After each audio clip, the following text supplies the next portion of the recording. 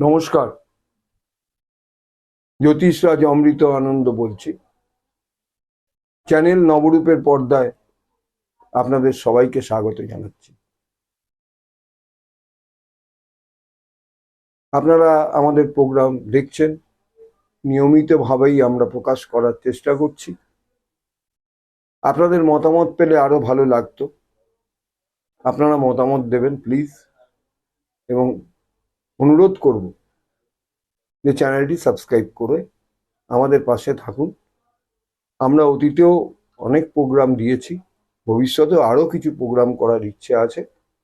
আপনাদের এক একটা সাবস্ক্রাইব, এক একটা লাইক, এক একটা কমেন্টস, এক একটা শেয়ার আমাদেরকে নতুন নতুন প্রোগ্রাম করার প্রেরণা দেয়, এবং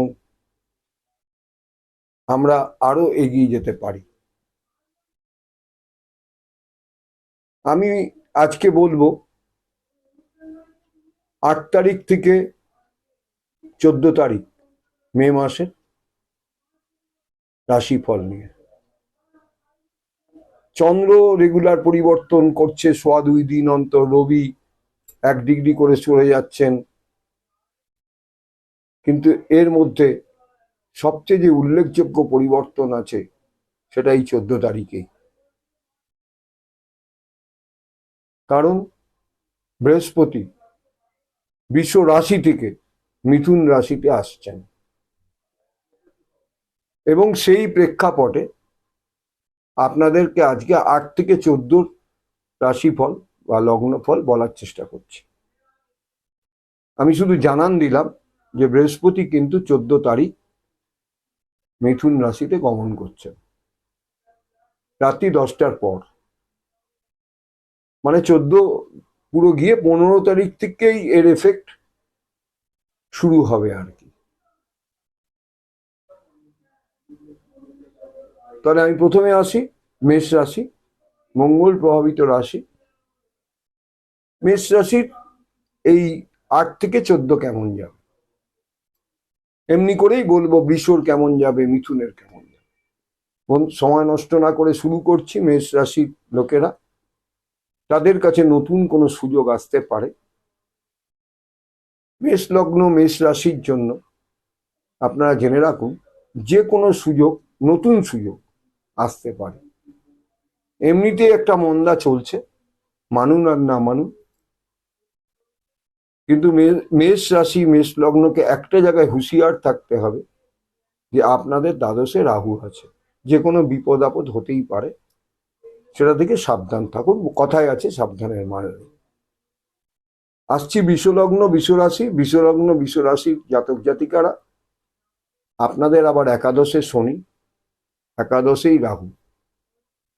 আপনাদের জন্য সময়টা কিন্তু সব দিক থেকেই, কি আর্থিক, কি সাংসারিক, কি মানসিক, কি পারিবারিক, কি সামাজিক, সব দিক থেকেই ভালো যেতে পারে। যারা প্রফেশনে আছেন, যে যে প্রফেশনে আছেন, তাদের জন্য সেই জায়গাটা একটা লাভজনক পরিস্থিতি তৈরি হতে পারে। এরপরে আসবো মিথুন রাশি সম্বন্ধে। মিথুন রাশি, মিথুন রাশির ক্ষেত্রে অনেকটা একই প্রযোজ্য। 14 তারিখের পর থেকে ভালো হবে, সেটা 14 তারিখের মানে 15 তারিখে যখন বলবো, সেই 15 তারিখের সপ্তাহতে বলবো। মিথুন রাশি, এত তো কষ্ট করলেন মিথুন লগ্ন মিথুন রাশি, আপনাদের দশমে কর্মস্থানে রয়েছেন শনি মহারাজ এবং রাহু। সেটুকু মাথায় রেখে কর্মের দিকে মন দিন, সুযোগ আসছে সব দিক থেকে। আর রাহুর প্রভাবে কিছু, রাহু কেন্দ্রে যেহেতু মিথুন রাশি, এখন যেখানে রাহু আছে তার কেন্দ্রে, সেই জন্য একটু সাবধানে চলাফেরা করবেন, এইটুকুই বলার, সতর্কতা নেবেন। এবং শরীর স্বাস্থ্য ভোগাতে পারে কিন্তু। তার একটা অন্যতম কারণ হচ্ছে আপনাদের দ্বিতীয় মঙ্গল আছে। মঙ্গল 8 নক্ষত্রে আছেন, মানে শনি নক্ষত্রে আছেন, সেই জন্য শরীরটা সাবধান রাখবেন। আসছি কর্কট লগ্ন কর্কট রাশি, যার সাথে শনি রাহু দুজনেরই সম্পর্ক খুবই খারাপ। তাহলে তারা নবম স্থানে, মানে আপনাদের ভাগ্যস্থানে বসে আছেন সেই শনি রাহু, এবং লগ্ন রাশিতে মিথুন থেকে মঙ্গল এসে বসে আছেন কর্কটে। মিথুন থেকে কর্কটে মঙ্গল এসেছেন। এই সময়টা আপনাদের সতর্কতার সময়। যে যে প্রফেশনেই থাকুন সতর্কতার সঙ্গে এগোন। উচ্চতর কর্তৃপক্ষের সঙ্গে ঝামেলা বিবাদ কিছু করতে যাবেন না। বা আপনার যদি কোনো পার্টনার থাকে, সেটা লাইফ পার্টনার হোক, জীবন পার্টনার হোক, তার সাথে ঝামেলা ঝঞ্ঝাটে জড়াতে যাবেন না। এটুকু আমার অনুরোধ রইল। এটা হচ্ছে কর্কট রাশি সম্বন্ধে বললাম। এবারে আসছি সিংহ লগ্ন সিংহ রাশি সম্পর্কে। সিংহ লগ্ন সিংহ রাশির ক্ষেত্রে একই কথা কর্কটের মতো প্রযোজ্য হবে। এই জন্যই প্রযোজ্য হবে, রবির শত্রু শনি এবং রাহু, তারা কিন্তু আপনাদের লগ্ন রাশির অষ্টমে বসে আছেন, মাথায় রাখুন। এবং সিংহ রাশি সিংহ লগ্নের 14 তারিখের পর রবিও যে হেল্পটা নবমে বসে করছিল, রবির তেজের কাছে তো সবাই স্তব্ধ।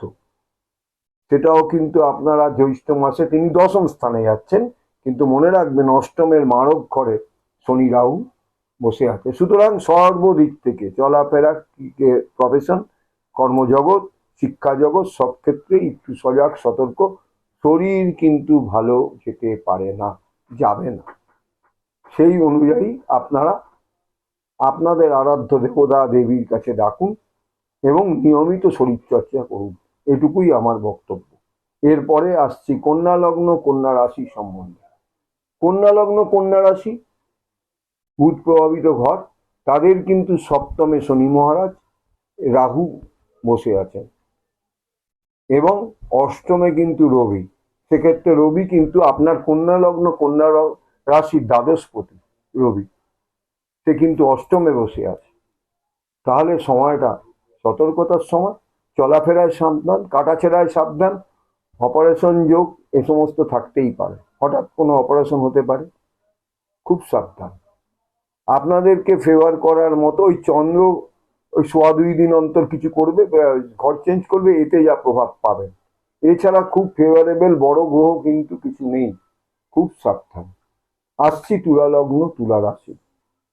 তুলা লগ্ন তুলা রাশি শুক্র প্রভাবিত ঘর, রবি সপ্তমে বসে তুঙ্গি, কিন্তু মনে রাখুন শনি রাহু কিন্তু ষষ্ঠে বসে আছেন। কাজেই মঙ্গল দশমে বসে আছেন নিচস্থ অবস্থা। কাজেই কর্মজগৎ থেকে সাবধান, শরীর থেকে সাবধান। প্রফেশনে যে যে প্রফেশনেই থাকুন, যারা বিদ্যা অর্জন করার জন্য চেষ্টা করছেন, তারাও একটু সাবধানে পা ফেলে এগিয়ে চলুন। এরপরে আসছে বৃশ্চিক লগ্ন বৃশ্চিক রাশি। মঙ্গল প্রভাবিত ঘর বৃশ্চিক লগ্ন বৃশ্চিক রাশি। একথা বহুবার বলেছি, অন্য জ্যোতিষীরাও বলেছেন, এটা মঙ্গল বর্ষ। সুতরাং বৃশ্চিক লগ্ন বৃশ্চিক রাশির পঞ্চমে শনি রাহু এখন গোচরে, এবং সপ্তমে বৃহস্পতি। মনে রাখুন এই এক সপ্তাহের মধ্যে অনেক কিছু ঘটিয়ে নিতে পারেন একটু ভাগ্যের সহায়তা পেলে। কেন? সপ্তমে রয়েছেন বৃশ্চিক লগ্ন বৃশ্চিক রাশির সমসপ্তমে রয়েছেন বৃহস্পতি মহারাজ, দেবগুরু বৃহস্পতি। লটারির টিকিট কাটতে পারে, পেয়ে যেতে পারেন হঠাৎ। কাজেই মেপে চলুন। ষষ্ঠে শনি রাহু আছে, শরীরটা একটু ভোগাবে। মঙ্গলটা আপনাদের নবমে আছে, কিন্তু সে নিচস্থ ঘরে আছে। কিন্তু মনে রাখবেন 14 তারিখ রাতের পর এই বৃহস্পতি সপ্তম থেকে অষ্টমে আসবেন। কাজেই সুবর্ণ সুযোগ, এই 7 দিনের মধ্যে লটারি কাটুন, কি কোনো কাজ, যে কাজগুলো অসমাপ্ত হয়ে আছে সমাপ্ত করে ফেলুন। নিশ্চয়ই মঙ্গলময় ঈশ্বর আপনাদের সাথে থাকবেন। এরপরে আসছি ধনু লগ্ন ধনু রাশি। ধনু লগ্ন ধনু রাশি বৃহস্পতি প্রভাবিত ঘর, এবং এখন ধনু লগ্ন ধনু রাশির সপ্তমে 14 তারিখে বৃহস্পতি নিজেই যাচ্ছেন, অর্থাৎ তিনি লগ্ন এবং রাশিকে দেখছেন। সুতরাং 14 তারিখ পর্যন্ত অপেক্ষা করুন। বাকি সময়টা খুব একটা সুখকর হবে না, কেননা ধনু লগ্নের ধনু রাশির চতুর্থে শনি রাহু মহারাজ বসে আছেন। পঞ্চমে রবি, তিনিও থাকবেন না, জ্যৈষ্ঠ মাস পড়ে যাবে, এবং বৃহস্পতি সরে আসছে। কাজে একটু সাবধানে সতর্কতার সঙ্গে যে যে প্রফেশনে আছেন, যারা শরীর নিয়ে ভুগছেন তারাও সাবধানে থাকুন, ভালো চিকিৎসা করান, এটুকুই বলা। এবং নিজেরাও কিছু মেডিটেশন, যোগার্জন করুন, যোগাভ্যাস করুন। এবার আসছি মকর লগ্ন, মকর রাশি। মকর লগ্ন, মকর রাশি, তৃতীয় শনি রাহু। মকর লগ্ন, মকর রাশির কিন্তু এখন সোনায় সোহাগার সময়। চতুর্থে রবি আছেন, রবি সরে যাবেন পঞ্চমে। হ্যাঁ, এর মধ্যে একটা কথা আছে, পঞ্চম থেকে বৃহস্পতি ষষ্ঠে যাবেন। মকর লগ্ন, মকর রাশি। কিন্তু মকর লগ্ন, মকর রাশির বৃহস্পতি কি সত্যিই কোনো, বৃহস্পতি এমনি শুভ গ্রহ, সবার জন্যই শুভ, এটা ছাড়া বৃহস্পতির কারকত্ব কিন্তু নেই। আবার এটাও মনে রাখবেন, মকর লগ্ন, মকর রাশির দ্বিতীয় স্থান থেকে বৃহস্পতি কিন্তু পঞ্চমে যাচ্ছেন, সেটাও মাথায় রাখা উচিত। কাজেই একটু খারাপের মধ্যেও বেশিটাই ভালো ফল সব ব্যাপারে। যে যে প্রফেশনে আছেন, যে বিদ্যার্জন করতে যাচ্ছেন, যে নতুন চাকরি করতে যাচ্ছেন, সব ব্যাপারেই শুভ ফল পেতে পারেন। এরপরে আমরা আসব কুম্ভ লগ্ন, কুম্ভ রাশি। কুম্ভ লগ্ন, কুম্ভ রাশি কালপুরুষের 11তম ঘর।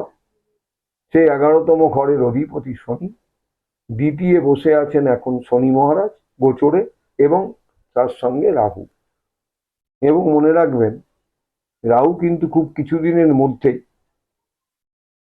আপনাদের রাশিতে এসে বা লগ্নে এসে বসবে। কিন্তু শনি দ্বিতীয় এখনো কিছুদিন থাকবে। তৃতীয় এখন আপনাদের রবি আছে সপ্তমপতি, এখন এই বৈশাখ মাসটা যেটা আছে বাংলা, সেটা থাকবে। সুতরাং কুম্ভ লগ্ন, কুম্ভ রাশির জন্য মন্দের ভালো, মিশ্র শুভ অশুভ ফলের মধ্যে দিয়ে যাবেন আপনারা। আসছি রাশিচক্রের শেষ, রাশিচক্র বা কালপুরুষের শেষ ঘর, মীন রাশি সম্বন্ধে বা লগ্ন সম্বন্ধে, মীন লগ্ন সম্বন্ধে। মীন লগ্ন, মীন রাশির বৃহস্পতি প্রভাবিত ঘর। 1.5 বছর রাহুর, 1.5 বছর ধরে, এখনো শেষ হয়নি, রাহু কুম্ভে যাবেন, তারপরে শেষ হবে। রাহুর কুফল আপনারা পেয়েছেন, কূপ, এবং এটা নিচস্থ রাহু, এদিকে রাহু নিচস্থ থাকে, তার কুফল পেয়েছেন। প্রত্যেকটা মীন লগ্ন, মীন রাশির লোকেরা কিন্তু কিছু না কিছু ঝামেলা পেয়েছেন। এর সাথে যেটা যোগ হয়েছে, আপনাদের তৃতীয় বৃহস্পতি ছিল এতদিন, 14 তারিখের পর একটা চেঞ্জ আপনারা নিশ্চয়ই আশা করতে পারেন। যখন আমি 15 তারিখে আবার বলবো, সেটা তখন বলবো। কিন্তু এখনো সময়টা আপনাদের পূর্ণ বসে নেই। মিশ্র শুভ অশুভ ফলের মধ্যে দিয়ে আপনাদের এগোতে হবে। শরীর ভোগাতে পারে, তার কারণ আপনাদের পঞ্চমে মঙ্গল রয়েছে নিচস্থ ঘরে। যতক্ষণ না মঙ্গল সিংহ রাশিতে যাচ্ছে, ততক্ষণ পর্যন্ত কিন্তু আপনাদের শরীর নিয়ে সাবধান। আর তারও আগে একটা চেঞ্জ আছে, মঙ্গল অশ্লেষা নক্ষত্র বুঝে যাবেন, সেখানেও কিন্তু অন্য প্রবলেম আছে শারীরিক। এখন যেমন দেখবেন মীন লগ্ন, মীন রাশিরা পেটের প্রবলেমে খুব ভুগছে, সেটা কিন্তু তখন কমে গিয়ে অন্য একটা অসুস্থতা হবে। সেটা যখন মঙ্গলের শিফটিং হবে তখন নিশ্চয়ই আভাস দেব। আজ তাহলে বন্ধুরা এই পর্যন্ত থাক। এই হলো আমাদের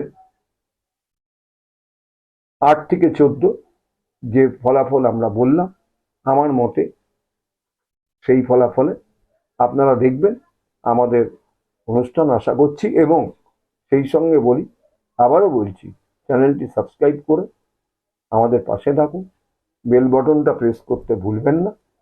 এবং সবাইকে শুভেচ্ছা জানিয়ে বিদায় নিচ্ছি। নমস্কার।